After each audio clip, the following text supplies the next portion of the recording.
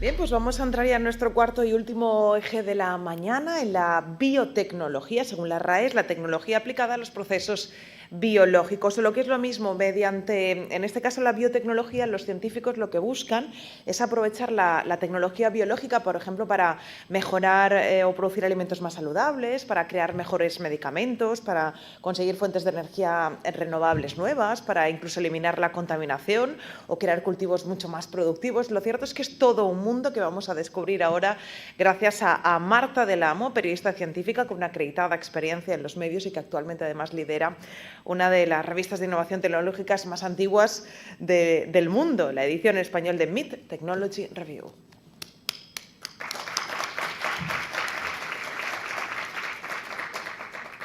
Buenos días. No sé si se me oye, ¿vale?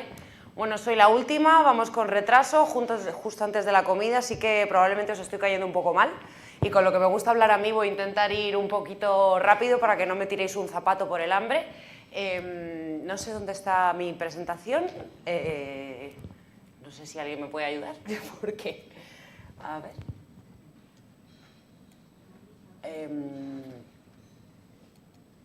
Aquí está. Un segundito, me vais a disculpar. Ahí está. Vale, se ve bien y creo que pasar diapositivas. Vale. Bueno, pues soy Marta del Amo, jefa de redacción de MIT Technology Review en español, y para que entendáis un poco por qué estoy hoy aquí para hablar de biotecnología, primero quiero contaros un poco en qué consiste el medio en el que yo trabajo. MIT Technology Review en español, como su propio nombre indica, es la edición en castellano de MIT Technology Review, que es la revista de tecnología más antigua del mundo, fundada en 1899 por el Instituto Tecnológico de Massachusetts. Estas son algunas de las portadas más icónicas que ha tenido en papel la revista en los últimos años, pero nosotros como edición en castellano somos 100% digitales.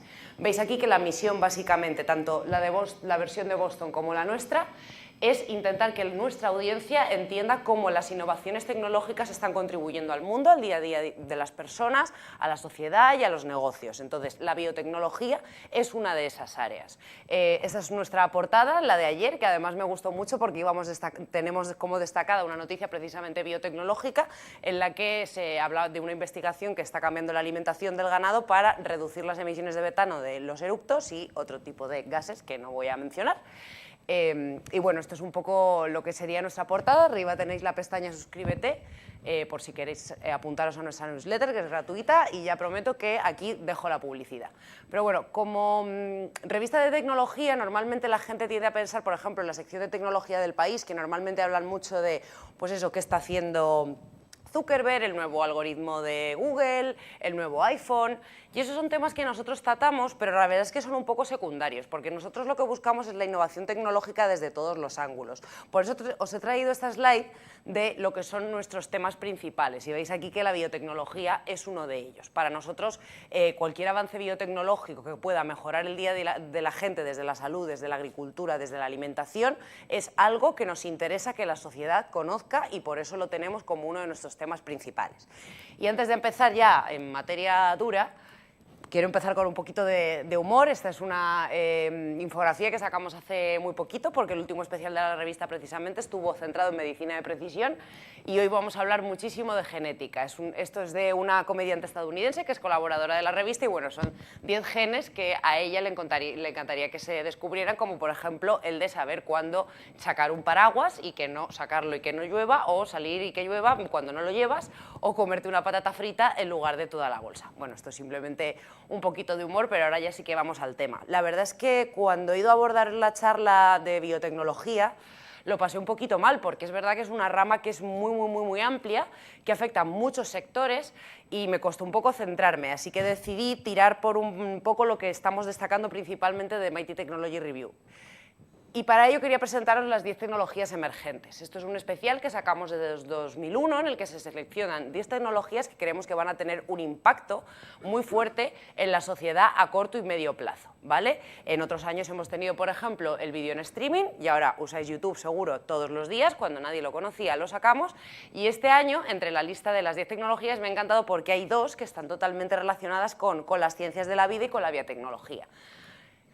Una son los embriones artificiales, no me voy a extender demasiado en esta porque es una tecnología que todavía está en un estado muy embrionario, pero básicamente en lo que consiste es en la capacidad que están logrando algunas investigaciones de coger células madre o coger células de la piel, digamos, borrarles la memoria, decirle ya no eres una célula epitelial y inducirlas para que se conviertan en espermatozoides o en óvulos para crear embriones. O sea, esto es real, ya se puede hacer, se está haciendo con ratones. Y aunque todavía está en una fase muy embrionaria, a nivel de investigación es muy importante, porque si ni siquiera sabemos todavía cómo se formó la vida en la Tierra, cómo nació, imaginaros pues estos primeros momentos en los que se forma la vida humana, que tampoco los conocemos porque no se pueden investigar, con este tipo de embriones sintéticos sería más fácil de investigar. Y luego ya a nivel aplicaciones futuras, este es el reportaje que sacamos de acompañamiento para esta tecnología. Imaginaros, por ejemplo, las parejas infértiles. Este reportaje tenía como protagonista a un hombre que es azoospermico, es decir, que él no podía generar espermatozoides. Entonces, con esta tecnología, dentro de con su propia piel, sería capaz de generar espermatozoides biológicamente propios, ¿vale? Entonces, imaginaros esas aplicaciones. Esto, desde luego, está mucho más lejos, también tiene una parte ética muy fuerte, pero es una tecnología que creemos que va a tener mucho impacto a corto o medio plazo. Y la otra que hemos sacado es la de evidencia genética, que esta me encanta, voy a extenderme un poquito más. Como buena científica y periodista científica jamás creería en ningún tipo de evidencia, pero en este caso se basa en datos, por eso la consideramos una tecnología, que básicamente consiste en el hecho de que como cada vez la secuenciación genómica es más barata y más rápida, cada vez más personas se están secuenciando el genoma. Y cuantos más genomas tenemos secuenciados, más fácil es encontrar patrones. ¿A dónde llegamos con eso? A que los investigadores están empezando a ser capaces de predecir determinados rasgos de una persona o el riesgo de sufrir determinadas enfermedades. Este es el reportaje que acompañaba la noticia. Podemos empezar a identificar, por ejemplo, el riesgo de sufrir Parkinson, diabetes, Alzheimer y otro tipo de enfermedades más complejas o con una única mutación, por ejemplo. Y, por ejemplo, supongo que os acordaréis, igual no, pero el efecto Jolie, cuando me parece que fue el año pasado, Angelina Jolie se sometió a una mastectomía porque había secuenciado su ADN y le salía que ella era portadora de un gen que aumenta muchísimo el riesgo de padecer cáncer de mama. Esto hizo un efecto llamada en el que un montón de mujeres de repente fueron a secuenciar su ADN para ver si ellas eran portadoras de este mismo gen. Uno de los retos que tiene es que un riesgo, como estáis viendo ahí, se llama, la tecnología son puntuaciones poligénicas de riesgo, porque normalmente una enfermedad no tiene un único gen, como era el caso de Angelina Jolie, sino que, por ejemplo, una enfermedad cardiovascular o el Alzheimer, por ejemplo, que ni siquiera todavía sabemos cuál es la causa, vienen por varias mutaciones dentro del ADN, no solo una, aunque hay enfermedades que se basan en una única mutación, como era el caso de Angelina Jolie. Pero claro, tener un riesgo no implica sufrir una enfermedad. Entonces, al final nos estamos adentrando también en un debate ético en el que no sabemos hasta qué punto es bueno o malo que una persona sepa que tiene un riesgo, por ejemplo, de padecer una enfermedad que no tiene cura o tomar algunas medidas frente a algo que puede que nunca se desarrolle. Entonces, bueno, estamos un poco ya, además que ya ni siquiera es nivel enfermedades, sino rasgos de la personalidad. Ahora mismo las investigaciones ya son capaces, gracias a los genes, de explicar una parte del nivel educativo e intelectual de una persona o cosas incluso como la altura. ¿A dónde nos llevan este tipo de cosas? Pues nos llevan a que, por ejemplo, imaginaros que vosotros vais a ser padres, vais a tener un bebé, podéis secuenciar su genoma y os sale que pues, no tiene muchas posibilidades de tener un nivel intelectual altísimo. ¿Qué haríamos? ¿Tomaríamos una decisión diferente sobre su nivel educativo? ¿Le mandaríamos a una escuela distinta? Son preguntas que nos tenemos que plantear, ¿vale? Pero esto básicamente son tecnologías que ya existen y que tenemos que empezar a ver cómo las vamos desarrollando, cómo las vamos abordando. Y todo esto está siendo posible también mucho gracias a empresas estadounidenses de secuenciación genética que están haciendo test para el consumidor, que por 200 o 300 euros hay empresas como 23andMe o Helix en las que tú escupes en un tubito, les mandas la muestra y te devuelven algunas rasgos de tu ADN. No te pueden decir este tipo de riesgos de enfermedades porque es un tema que ahora mismo la FDA no está permitiendo por el riesgo ético que tiene, pero sí te pueden decir, pues, por ejemplo, quiénes son tus ancestros o de dónde vienes, ¿vale? Pero toda esa información que está almacenada es la que está sirviendo a los investigadores para crear estas puntuaciones de riesgo poligénicas. ¿A dónde vamos? Pues vamos un poco otra vez eso, a los futuros seres humanos. O sea, ahora mismo ya estamos hablando de bebés de diseño. Si podemos editar un ADN, porque estamos hablando de puntuaciones poligénicas de riesgo, pero todo esto se combina con la tecnología CRISPR, no sé si la conocéis, la tijera de edición genética, que tú puedes cortar el ADN de una persona, cortar un trocito y cambiarlo por otro. Si tú tienes una única mutación en un bebé, tú podrías ya es su genoma, cambiarlo para editar esa mutación. Esto es una tecnología que existe. De hecho, no sé si habéis visto, hace poco, hace como 2 semanas, saltó una polémica porque un investigador chino afirma haber traído al mundo 2 gemelas que han nacido con el genoma editado mediante CRISPR para protegerlas frente al VIH. En teoría es un objetivo bueno, lo que pasa es que, claro, esto ahora mismo está totalmente prohibido porque no se sabe muy bien lo que va a pasar, todavía no controlamos del todo esta tecnología. Y luego, aparte, claro, pues ¿qué están diciendo los científicos? Los científicos lo que están diciendo es, bueno, si sabemos que vamos a tener un bebé con una mutación que le va a dar lugar a una enfermedad neurodegenerativa o que va a acortar su esperanza de vida o a tenerlo paralizado en una silla de ruedas y eso se puede curar mediante edición genética, sería bueno, ¿no?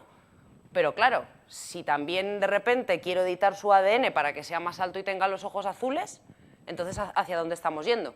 Tenemos que ver un poco también siempre la ética de este tipo de cosas, sin frenar la investigación porque tiene potencial para salvar vidas, pero ver la parte ética por el otro lado y sobre todo la desigualdad. Al final, estas tecnologías cuando empiezan muy de nicho son muy caras. ¿Y qué pasa? Pues que quien tiene mucho dinero puede acceder a ellas y quien no tiene, pues no. Entonces, ¿qué pasa? No sé si habéis visto la película Gattaca, que no ha envejecido nada mal y que justo va de esto, de 2 clases de seres humanos, los que están mejorados genéticamente desde el nacimiento y los que no. Todo esto es real, todo esto ya se puede hacer a nivel tecnológico, simplemente, desde luego, todavía es caro y hay muchos riesgos éticos por delante. Pero más o menos esto es un poco donde está la frontera de esta tecnología emergente. Pero hay más. Una de las que sacamos el año pasado, de las tecnologías emergentes de 2017, son los implantes neuronales. El estudio del cerebro también está revolucionando muchísimo y está avanzando muy rápido. El cerebro es el gran órgano desconocido y gracias a los implantes neuronales estamos logrando cosas como revertir parálisis de movilidad. Empezaron con los monos y cuando ya llegó la tecnología emergente de 2017 fue porque ya en un tetrapléjico había conseguido recuperar el movimiento de la mano gracias a un implante cerebral conectado con sus nervios, ¿vale? Y a un ordenador. Obviamente esto tiene muchísimos retos por delante, meter un chip dentro del cerebro genera cicatrices, el cerebro lo rechaza, el aparataje que tienes que llevar para todo esto es muy grande, pero imaginaros el impacto que tendría si esto se convirtiera en una tecnología escalable y fácil de implementar a nivel del día a día de la gente. Pero es que ya no solo eso, luego otro implante neuronal, por ejemplo, puede convertir un ojo biónico para devolver la vista a los ciegos, meter chips en el cerebro. Y ya si vamos un paso más allá, hay varias investigaciones que están intentando crear chips para conectar el cerebro a Internet. Una de ellas es una empresa que ha comprado Elon Musk a 2 neurólogos, que se llama Neuralink, que se la vendieron sin saber que se la estaban vendiendo a Elon Musk y ahora lo que está intentando precisamente es eso, conectar el cerebro humano a un ordenador y que podamos comunicarnos directamente, mentalmente entre personas o directamente con los ordenadores. Imaginaros, por ejemplo, Stephen Hawking paralizado en una silla de ruedas que solo podía comunicarse mediante el movimiento de un músculo de un moflete, haber tenido un implante cerebral capaz de permitirle comunicarse en tiempo real y expresar todos sus pensamientos. Pues ahí es donde están yendo las fronteras de la biotecnología en el tema cerebral ahora mismo. Pero no solo tenemos tecnologías sobre el cuerpo, también tenemos lo que son dispositivos. Os he traído unos pocos, ya os digo que este tema es súper amplio y me ha costado mucho centrarme. Esta es una caja médico de una investigadora del MIT que te monitoriza por tu casa, hace un poquito lo mismo que hacen los smartwatch, pero realmente bien hecho, lo que te promete una Fitbit, que es monitorizarte determinados parámetros fisiológicos durante todo el día y podía empezar a predecir también el riesgo que tienes de padecer una enfermedad o si padeces una enfermedad, como por ejemplo el Parkinson o el ataques epilépticos, predecir que vas a tener una crisis a través de medir este tipo de cosas. Luego está la pegatina con ultrasonidos, que es para desterrar a los tensiómetros, muy chula la foto, es así de pequeñita, que mide la tensión arterial a través de vibraciones muy pequeñas, pero lo que me encanta sobre sobre todo de este dispositivo es que permite también detectar grietas en maquinarias complejas como piezas de avión. O sea, lo que estamos empezando a ver es que las tecnologías que sirven para la salud también pueden servir dentro de la industria de la fabricación, ¿vale? Y lo que estábamos comentando antes, el mantenimiento predictivo de estructuras, ¿vale? Entonces se están mezclando muchas cosas ahora mismo. A ver, seguimos. Una fábrica que está intentando imprimir pulmones funcionales en 3D. Si veis la foto es también como un macarroncito, el alvéolo pulmonar, con tejidos biocompatibles. Aunque España sea uno de los países líderes en trasplantes, no hay órganos para todo el mundo. Mucha gente pues, está con diálisis porque no tiene riñones funcionales, entonces todo este tipo de avances podrían dar lugar a que haya órganos disponibles para todo el mundo. Y con impresión 3D. Ya estamos viendo un poco, otra vez de nuevo, mezclas de tecnologías para mejorar la salud de la gente. Y luego está la caja médico, o sea, la caja es Heart in a Box, se llama en inglés, que permite reanimar corazones, también para trasplantes. Además es muy chula, el corazón de una persona muerta que se va a trasplantar se mete aquí y puede mantenerse con vida para que llegue a otra persona. O sea, estamos hablando también de circuitos, de microfluídica y un montón de tecnologías involucradas con un mismo fin, mejorar la salud de la gente. Pero es que la biotecnología no solo sirve para mejorar la salud, también tiene potencial en otras áreas. Y con el hambre que tenéis, ya siento traer primero estas dos primeras noticias que van justo de comida. Pero es que es verdad que una de las grandes industrias que se está creando ahora mismo en torno a la biotecnología es la de la carne sintética.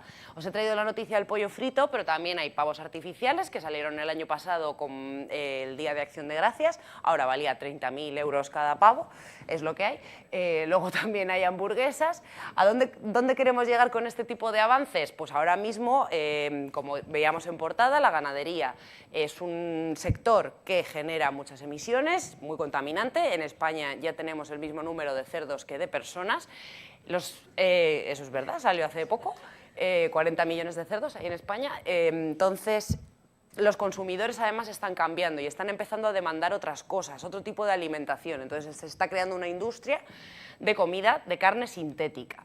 Luego, la primera manzana genéticamente modificada que llegará en otoño, esta noticia es del año pasado, ya se está vendiendo en Estados Unidos. No es un transgénico, no mezclemos conceptos, no es una manzana a la que se le hayan metido genes de otra especie distinta, es la misma manzana, pero que su ADN propio ha sido editado silenciando o activando determinados genes. Lo que se consigue es que se oxide, tarde mucho más tiempo en oxidarse.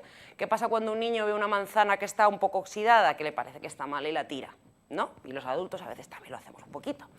¿Qué se podría conseguir con esto? Reducir el desperdicio de comida con este tipo de avances. Seguimos con esta noticia que consiste en los genes dirigidos. Bill Gates está poniendo muchísimo dinero en la tecnología de los genes dirigidos para luchar contra la malaria. Estos mosquitos ya existen. En lo que consiste es que se les mete unos genes que básicamente lo que hacen es impedir que se reproduzcan o limitar su supervivencia, para que los genes, o sea, los mosquitos que son portadores de la malaria decaigan cuando entren en la naturaleza. Estos mosquitos existen, están en laboratorio y se están haciendo pruebas con ellos. Ahora, de nuevo, ¿qué pasa si se escapan en la naturaleza y la mutación que ellos llevan en su ADN salta a otra especie? No lo sabemos. Entonces, siempre el avance científico tiene que seguir, pero siempre con mucha cautela y con mucha ética. Pero ya os digo que Bill Gates está poniendo un montón de dinero en este tipo de investigaciones. Y luego el almacenamiento en ADN, que también es una tecnología que me encanta, ya funciona.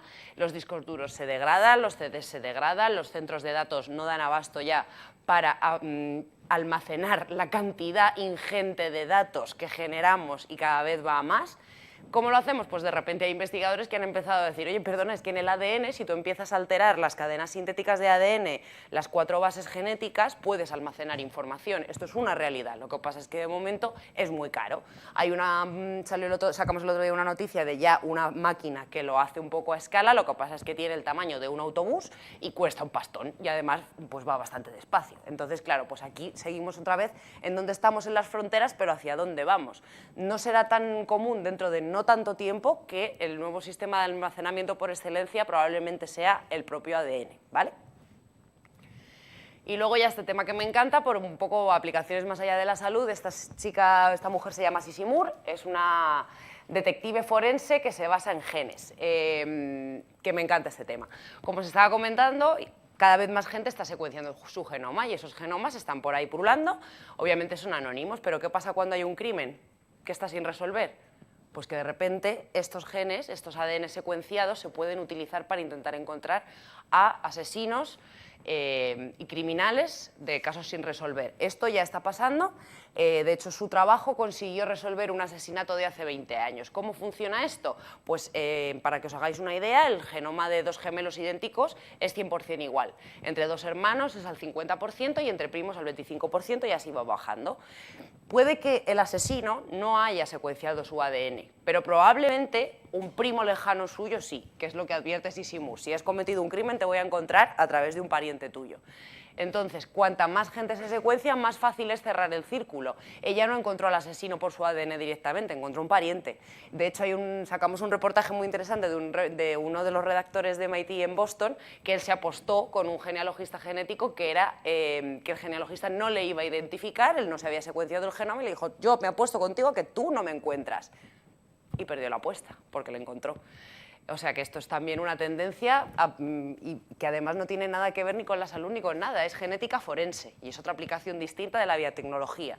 Como veis, estamos mezclando genes, análisis de datos, big data, etcétera, etcétera. Un montón de tecnologías mezcladas. Precisamente de aquí es lo que quería hablar, el éxito de mezclar disciplinas. Y bueno, ya hemos hablado un montón de inteligencia artificial, es un tema que también a mí me encanta. Pero, por ejemplo, en el tema de la salud, la inteligencia artificial se le da mejor que reconocer patrones que a los médicos. Eso es una realidad. La inteligencia artificial se le da mejor reconocer patrones que a los humanos. Entonces, ¿qué pasa? Que, por ejemplo, ya hay inteligencias artificiales, no sé si lo ha contado Nuria, porque yo he llegado justo en su charla, que, por ejemplo, a nivel diagnóstico por imagen, en la retinopatía diabética, que es una enfermedad ocular, una inteligencia artificial analizando una imagen de una retina, tiene más precisión a la hora de diagnosticar la enfermedad que un médico. ¿Qué conseguimos con eso? Que el médico sea más eficiente. Quien va a dar el diagnóstico final siempre va a ser el médico. Pero si tiene una máquina que está automatizando toda esa toma de decisiones o todo ese análisis, el médico tiene más tiempo para hacer las cosas que al médico se le dan mejor, que es estar con el paciente y tratar al paciente. A mí me encanta una conversación que tuve con Jorge Barrero, el presidente de Ecotec, que me dijo un día, automatizar un pinchazo es muy fácil, pero automatizar que un médico o un enfermero te coja la mano y te diga, estoy aquí contigo, eso no se puede automatizar, ¿vale? Entonces es la suma de estas disciplinas la que está consiguiendo que revolucionemos la salud. Y luego ya ordenadores cuánticos, que yo ya no sé si os han hablado de esto, ya vamos a la fumada máxima, que no sé si conocéis muy bien lo que son. Una breve explicación, son ordenadores que gracias a las particularidades de la física cuántica, en lugar de funcionar con ceros y unos, bits en forma de ceros y unos, funcionan con qubits, que pueden tener estado 0, estado 1 y estado 0 y 1 a la vez. ¿Qué se consigue con esto? Que multiplican exponencialmente su capacidad de procesar información y de realizar cálculos. Entonces, ahora mismo se están empezando a desarrollar los ordenadores cuánticos, de momento no son todavía muy funcionales, IBM ha sacado uno con 16 qubits, Google está luchando mucho por alcanzar la supremacía cuántica, que es este término que hace referencia a el día que los ordenadores cuánticos superen a los superordenadores actuales, estamos todavía ahí. Pero ya que están invirtiendo tanto dinero en ello, desde luego lo que quieren es ver aplicaciones. ¿Y quiénes van a ser los primeros en beneficiarse? Los químicos y los farmacéuticos. Esto es lo que están diciendo todos los expertos. ¿Por qué? Porque los ordenadores cuánticos van a poder simular moléculas muy complejas de una forma muy sencilla, cosas que los superordenadores actuales no pueden hacer. Entonces puedo empezar a inventarme nuevas moléculas para descubrir nuevos fármacos o simular cómo una molécula va a funcionar dentro del cuerpo de cada paciente. O sea, eso son simulaciones muy complejas que los superordenadores no pueden hacer, pero los ordenadores cuánticos sí van a poder cuando lleguen, que están a punto, pero bueno, ahí están. De hecho, otra de las tecnologías emergentes que llevamos en 2018 era el salto cuántico de los materiales, que es justo lo que os estaba comentando. Tampoco voy a extender, que sé que tenéis hambre.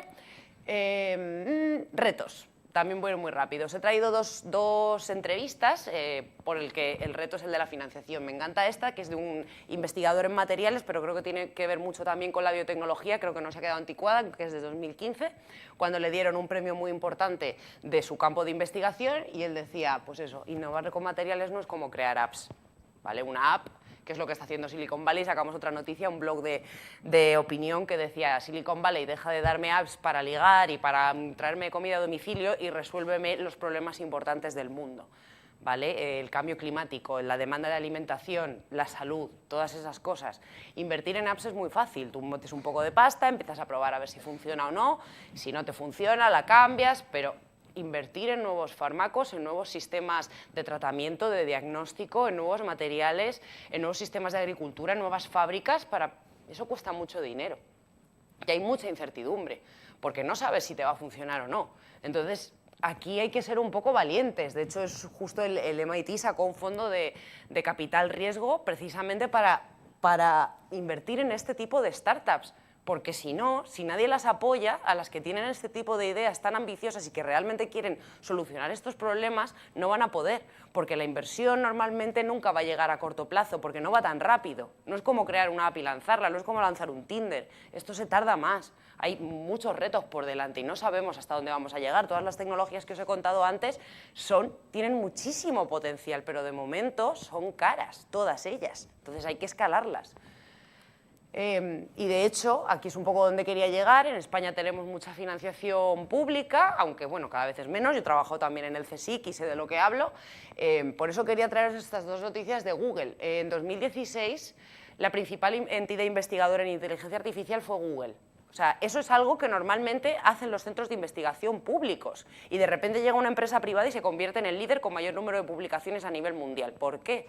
Porque Google está invirtiendo dinero en sí misma. O sea, y no solo eso, está investigando en inteligencia artificial porque le conviene, pero es que aparte ha puesto 1.500 millones de euros para un spin-off de salud centrada en envejecimiento, que tiene con eso unos 10 años para tirarse investigando tranquilamente. Pueden que consigan algo, puede que no, pero desde luego con 1.500 millones de euros tienen bastantes más probabilidades de sacar productos adelante que una pequeña startup a la que nadie financia. Entonces aquí, sobre todo para mí, la conclusión es que además de la financiación pública también tiene que haber financiación privada, que las propias empresas tienen que arriesgarse a poner dinero y que los inversores con buen corazón y buena ética que realmente quieran solucionar los problemas del mundo, aquí hay un nicho muy interesante en el que invertir, ¿vale? Que sean valientes y que se rasquen un poco el bolsillo. Y bueno, luego por supuesto está el reto de la ética, hemos estado hablando bastante de eso, desde el tema de los bebés a la carta y bueno, el tema de la genética, desde luego la edición genética ahora mismo en Estados Unidos está empezando a ser vista como un arma de destrucción masiva. Si os acordáis de la época de los sobres con Anthrax, pues imaginaros lo que se podría hacer una persona en su casa, porque esto no es tan difícil, edita el genoma de una bacteria o crea un nuevo virus mortal para el que la humanidad no tiene ni vacunas ni resistencia inmunológica. De hecho, en Estados Unidos ya se están haciendo pruebas de escenarios de cómo reaccionar ante una situación como esa. Obviamente, yo desde mi punto de vista, yo creo que la investigación nunca tiene que frenarse.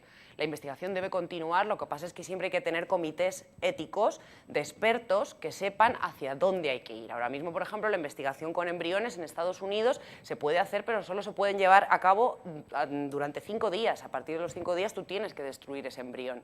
Lo que no tendría sentido es que se paralizara la investigación por completo, porque entonces nos quedamos como estamos y si seguimos así, pues en el siglo XIX seguiríamos como estábamos entonces. La investigación tiene que avanzar. De hecho, a mí me dio mucha pena este año cuando en la Comisión Europea puso un freno a la investigación con organismos modificados genéticamente, de nuevo, no transgénicos, no organismos que incluyen genes de otras especies, sino los que se editan a sí mismos, que es un poco lo que estábamos hablando al principio. Si tú tienes la capacidad de corregir una mutación mortal en un ser humano que va a nacer, ¿no querríais hacerlo?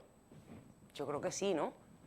Ahí depende un poco, hay un debate, pero desde luego el potencial es inmenso. Lo que os comentaba de los sobres de Anthrax, esto es algo que ya existe, es una startup que vende kits de edición genética con bacterias y organismos para que tú en tu casa te puedas poner a juguetear con ellos. Obviamente está todo como bien cerrado para que no puedas crear nada mortífero, pero claro, una persona ya investigadora con un poquito más de conocimiento y de acceso a materiales podría hacer otro tipo de cosas. Son riesgos, pero yo no quiero asustaros, yo lo que quiero simplemente es que veáis la parte ética tiene que estar siempre muy presente en la investigación biotecnológica, ¿vale? Y creo que creo que ya, estas son un poco mis conclusiones. La biotecnología tiene un enorme potencial para mejorar la salud, pero no solo la salud, también la agricultura, el cambio climático, la energía, me lo he dejado fuera, pero bueno, estoy yendo un poquito rápido. Y las áreas estrella a nivel salud están siendo la genética y el estudio del cerebro, pero hay muchísimas más. Por ejemplo, en agricultura, a nivel sensores e inteligencia artificial para aumentar la rentabilidad y la productividad de los cultivos. También hay un caso de un ganadero en Estados Unidos que desarrolló un algoritmo de inteligencia artificial para medir la salud de las ubres de sus vacas, un señor del campo, y lo ha conseguido para aumentar la productividad y prevenir que sus vacas se enfermen, ¿vale? Todo esto es biotecnología. Y gracias a ella es posible generar un tejido económico sano basado en nuevos productos y servicios. Lo que pasa es que requiere inversión y los retornos suelen ir a largo plazo o por lo menos a medio plazo, ¿vale? O sea, inversores valientes, aquí buscad gente con talento que quiera resolver estos grandes retos. Y luego eso, cada vez está saliendo más del laboratorio, los biólogos ya no están solo ahí con sus batas y sus placas de Petri. Hoy os he contado sensores, os he contado impresión 3D, os he contado inteligencia artificial, circuitos, os he contado un montón de cosas y eso todo es mezcla de disciplinas, que básicamente es biología con un montón de distintas tecnologías. Y bueno, dado su potencial impacto sobre las personas, el entorno y el medio ambiente, es algo que tenemos que tratar con mucha ética, con mucho cuidado, sin frenar el avance del conocimiento, pero siempre teniendo en cuenta que sea con un buen fin. Y yo creo que básicamente, pues ahora toca preguntaros cómo podéis contribuir vosotros a la revolución biotecnológica para beneficiaros vosotros mismos y beneficiar un poco al mundo. Y espero no haberos aburrido mucho. Y ya está. Muchísimas gracias.